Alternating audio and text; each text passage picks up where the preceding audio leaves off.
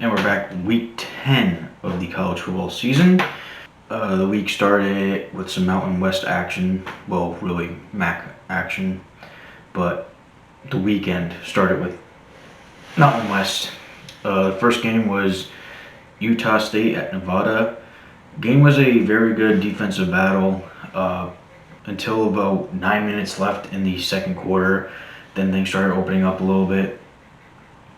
Nevada really kind of took over the game. Utah State wasn't really effective at all on offense. They were 3 for 15 on third downs, 210 yards total. That's not really a lot. Only 11 first downs and 23 minutes of time of possession. While Nevada had 542 yards, 27 first downs, and 36 minutes plus of time of possession. So yeah, it was really not another fantastic day for Utah State as they struggled again. The one Utah State player that stood out to me was their linebacker, AJ, prepare for me to get this wrong, Vongapachin, I'm sorry, but he had 17 total tackles, 1 sack, and 1 tackle for loss. Nevada quarterback Carson Strong did his thing. He went 36 for 52, 411 yards, 3 touchdowns, no interceptions. And that's becoming the normal for him. Nevada running back Tua also ran for 100 plus yards and a touchdown. And Nevada wide receiver Romeo Dubs had 7 receptions for 137 yards and 3 touchdowns. He is proving to be quite the player this year, and Nevada gets the win 34-9. Next game is Wyoming at Colorado State. Wyoming's 2 turnovers on their opening drives proved to be very bad for them at the end of this game. And when they opened the second half, they opened it with another turnover, and really what it was Colorado State just made many more plays on defense to give their team an opportunity to win the game. Wyoming running back Xavier Valladay had 28 carries for 147 yards and a touchdown. And Colorado State quarterback Patrick O'Brien had 18 for 26, 255 yards and 2 touchdowns. And Colorado State won this game 34-24. And like I said, they lost by 2 possessions, 2 scores. And those 2 turnovers at the beginning of the game, one, that's not how you want to start a game, but that's also going to hurt you later on at some point if it's a close game, and it did. Next game was San Jose State and San Diego State. Right off the rip, I was feeling bad about San Jose State in this game because they lost their starting quarterback, Starkel. So I really thought that was really going to be detrimental to their offense and what they do, because it was really much a passing team versus a rushing team in this one. Coming into this one, I should say. But fourth quarter punt resulted in a San Diego State fumble, and San Jose State was able to recover that and score off of that, which made it 28-17. San Diego State had 3 turnovers. They only rushed for 101 yards. This was a team that was averaging, I think, over 300. That's a recipe for disaster with the 3 turnovers. You're not doing what you need to running the ball like you usually do. And on top of that, San Jose State not only beat them, but they outrushed San Diego State. The team that was throwing for 400 yards and barely running ended up outrushing the team that uses 5 running backs and rushes for 300 yards. San Jose State wins 28-17. Next game was the big game. Number 9 BYU at number 21 Boise State. Boise State, another team that lost their starting but already backup quarterback early in the game. So, and we all know Boise's riddled with injuries. After that, it was pretty solid defensive game. Really until late in the first half when BYU was able to really turn it on, or at least start turning it on. Boise State had a fumble late in the first half. BYU had 573 yards of total offense, and they held Boise to 310 with 2 turnovers for Boise. Zach Wilson went 21 for 27, 359 yards, 2 touchdowns, and no interceptions. And Tyler Algier had 14 carries for 123 yards and 2 touchdowns, including an 86-yard touchdown run. And their wide receiver, Khalil Shakir, had 10 receptions, 139 yards, and 2 touchdowns. And BYU stomps Boise State 51-17. Next game is Houston at Cincinnati, who was number 6 in the nation. Houston played really tough initially. It seems like that's the case, though, in most Cincinnati games. But too many mistakes for Houston in this one. They had a chance to close the gap a little bit before the half, and they did, but then they kicked the ball off. They gave up a big kick return that took Cincinnati to about the 50-yard line. And then Cincinnati had a big run, and they ended up scoring just before the half to stretch their lead again. Houston did eclipse 300 yards. Cincinnati had 510. 2 Houston turnovers certainly did not help them. Desmond Ridder had another fantastic game. He went 17 for 27, 162 yards, 1 touchdown, and 1 interception. But he had 12 carries, 103 yards, and 3 touchdowns. Also, Jared Dokes got rolling too. He had 16 carries for 184 yards and a touchdown. Cincinnati takes the win 38-10. And whoa. Like I said, Cincinnati, I think, has got a serious, if they can complete their season, they got a serious chance at the playoffs. Next game is UMass at number 16 Marshall. Slow start for Marshall. Really slow start, actually. But then things kind of settled in, and what everyone thought would happen happened. UMass only totaled in 190 yards of offense. Marshall had 495. Marshall quarterback Grant Wells went 21 for 30, 228 yards, 3 touchdowns, 0 interceptions. Marshall running back Brendan Knox had 14 carries for 118 yards and 2 touchdowns, and Marshall easily wins this 151-10. Next game is number 18 SMU at Temple. I kind of thought the game would go this way, where Temple would play close, but then eventually SMU's offense, crazy offense, would just kind of take over, and it pretty much did happen. Temple was pretty close in this game. Their offense didn't play terrible. They didn't have Anthony Russo playing. Like I said, it was close, and then SMU kind of pulled away. They finished with 549 yards. Temple had 368, which is not a bad day for an offense. Really, the one standout player to me was Shane Buechele, who went 24 for 35, 355 yards, 4 touchdowns, 0 interceptions. SMU ends up pulling away 47-23. Next game is USF at Memphis. I said in my predictions that USF needs to take advantage of a bad defense, and they did. They really did.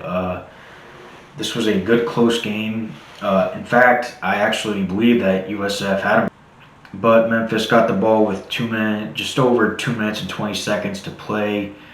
They went on a 76-yard, 8-play drive that took 1 minute and 20 seconds. Ended up taking the lead, and then next drive for USF, they ended up having turnover on downs, and that effectively ended the game for them. USF, if they did some other things better, I think they would have had a better shot to win this game, or they could have definitely won the game if they did these things better. Like going 2 for 12 on third down. That's really the money down. Memphis totaled in 535 yards of offense. That's what they're going to do pretty much every week. USF ended up playing quarterback Noah Johnson. He actually played very well in this game. 20 for 29, 217 yards, 2 touchdowns, 0 interceptions. I don't know if he played it all yet. I think he is a senior. And, of course, Brady White went 30 for 50, 437 yards, 4 touchdowns, and 1 interception. And Memphis' wide receivers, Sean Dykes and Calvin Austin, they combined for 12 receptions, 249 yards, and 4 touchdowns. and Memphis slips away with a 1-point win, 34-33. Next game is South Alabama at number 15, Coastal Carolina. Coastal Carolina really didn't play as well as they have in the past. They had 2 turnovers in this game. They did rack up 445 yards of offense. South Alabama totaled in 336. Grayson McCall went 17 for 24, 209 yards, 1 touchdown, no interceptions. So he didn't play overly well, he played well. I shouldn't say overly well. I should say he didn't wow anyone, but he did what he needed to do. He also had 8 carries for 72 yards. Coastal Carolina defensive end Taron Jackson had 10 total tackles, 2.5 sacks, and 2.5 tackles for loss. Coastal Carolina ends up getting the win 23-6. Next game is Tulane at East Carolina. Tulane eventually got up to a 31-7 lead, which pretty much proved to be too big of a comeback for ECU to mount. Tulane ended up with 493 yards. East Carolina did have 386 yards themselves. Quarterback for the Pirates, Holton Ahlers, played well, 27 out of 43, 351 yards, 3 touchdowns, no interceptions. Their wide receiver, Blake Proel, also played well, 13 receptions, 182 yards, and 2 touchdowns. And it didn't prove to be enough, which is incredible. But Michael Pratt went 22 out of 34, 216 yards, 3 touchdowns, 1 interception. And their running back, Cameron Carroll, had 6 carries for 129 yards and 2 touchdowns. And Tulane gets the win 38-21. Next game is UL Monroe at Georgia State. Typical UL Monroe game. 3 turnovers. They gave up 504 yards. Their offense did play pretty well, though. They ended up having to play Jeremy Hunt at quarterback. He had pretty good game, actually. 26 out of 39, 339 yards, 3 touchdowns, no interceptions. So the loss isn't his fault. Their wide receiver also had 4 receptions. Perry Carter Jr. had 4 receptions for 124 yards and 2 touchdowns. Georgia State quarterback Cornelius Brown went 20 out of 32, 241 yards and 3 touchdowns, so he had a good day. And Destin Coates had 20 carries for 102 yards and 2 touchdowns. So an easy win for Georgia State, 52-34. Next game was Arkansas State at Louisiana. Louisiana did not look good against a defense that gives up 40 plus points a game, and I don't even know how many yards per game, but this was not a good look for Louisiana, I'll tell you that much. Things didn't open up for the offenses. Louisiana finished with 440 yards. Arkansas State finished with 423. Arkansas State's 2 turnovers did hurt them as they only lost by 1 touchdown. Louisiana was not good on the important downs. They went 3 for 13 on 3rd down and 1 for 4 on 4th down. They struggled heavy in this game. But the thing is, Arkansas State's offense struggled that much more. Both of their quarterbacks just couldn't get anything going. They combined for 21 for 40, 224 yards, 1 touchdown, 2 interceptions. Levi Lewis went 17 for 29, 244 yards, 1 touchdown, and 1 interception. And Elijah Mitchell had 16 carries for 90 yards and a touchdown. And Louisiana slips away with a win 27-20 in a game I did not think was going to be that kind of score. I was expecting this game to be a little bit higher. Next game is Troy at Georgia Southern. Georgia Southern's defense played really well pretty much throughout this game. They only allowed 235 total yards of offense, and they forced 2 turnovers. Time of possession wasn't even close. You should have seen the halftime stats on these. I wish I wrote them down or took a picture of them. But I think by the end of the first half, Troy only had the ball for like 4 minutes or something crazy like that. The result of the final time of possession after this game is insane. 42 minutes and 47 seconds for Georgia Southern, 17 minutes and 13 seconds for Troy. Wow. Georgia Southern did lose running back J.D. King. I was expecting a big game from him, and he unfortunately went down hurt, and he was on crutches for the rest of the game on the sideline. But their running back, Gerald Green, really stepped up. He had 10 carries for 109 yards and a touchdown. They also played without Wesley Kennedy.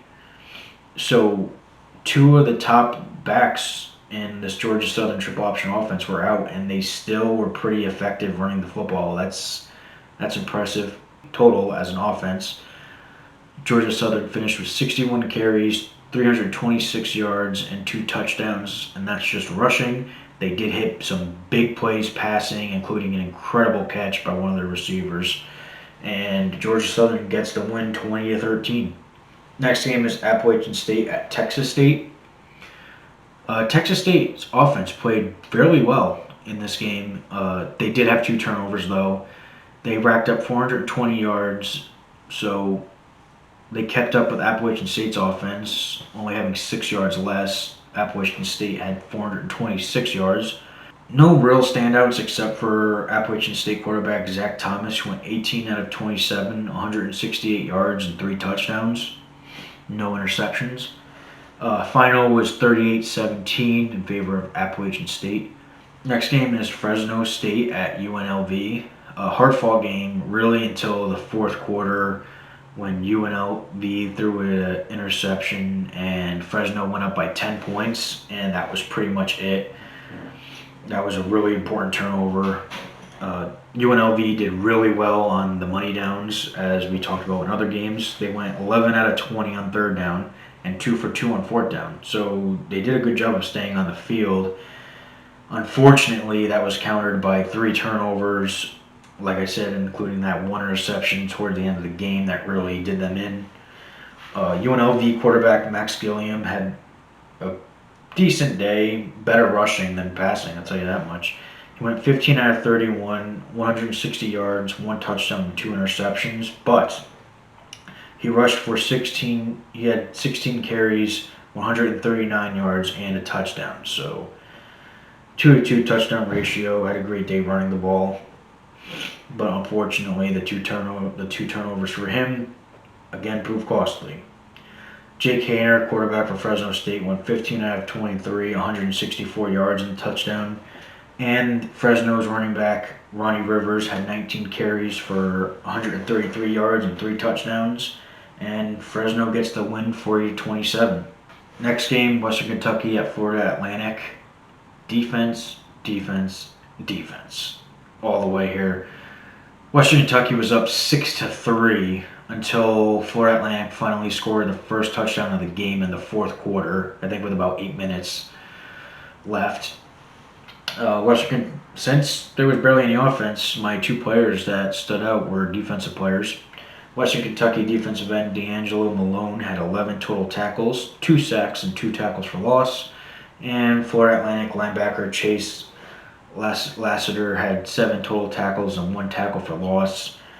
Florida Atlantic wins 10-6. Next and final game of this week was New Mexico at Hawaii. Great game. New Mexico was actually up 27 at one point in this game. Hawaii's 3 turnovers definitely helped them stay in this game. Both offenses had near 500 yards. I think Hawaii had 503, and New Mexico had 499. I was expecting a big game from Javon Cordero after not throwing a touchdown in the previous games, and he did. He went 33 out of 43, 410 yards, 4 touchdowns, and 2 interceptions, including 1 touchdown, 39 yards on 10 carries. And I believe he's the one who won the game for Hawaii here, and Hawaii took the win 39-33. A lot of games got canceled. We all probably know what's going on with the academies. Although I will say really quick, despite my bias, I could understand Air Force canceling the game. if they had tests, but they also had their prep football team, their rifling team, and their tennis team all come to West Point. So if there's an outbreak on campus and 3 other sports are playing, why can't the football team? Just something to think about. Navy had an outbreak on campus, so they had to cancel their game with Tulsa. I do not know if these games will be able to be postponed or if they're just going to be straight up canceled. And that will do it for. Oh wait, quick shout out to Liberty. They beat Virginia Tech really quick. Virginia Tech actually blocked their game-winning field goal and they took it back for 6 points, which would have been it for Liberty. But it was called back. Their coach ended up calling a timeout right before that kick, so they got a re-kick, and Liberty's kicker made it, and they won. So big shout out to Liberty, as they prove that they are definitely worthy of the top 25. And that will do it for Week 10. Week 11 will be right around the corner, and I'm sure that'll come and go as quickly as all the other weeks so far. Like, subscribe, and see you then.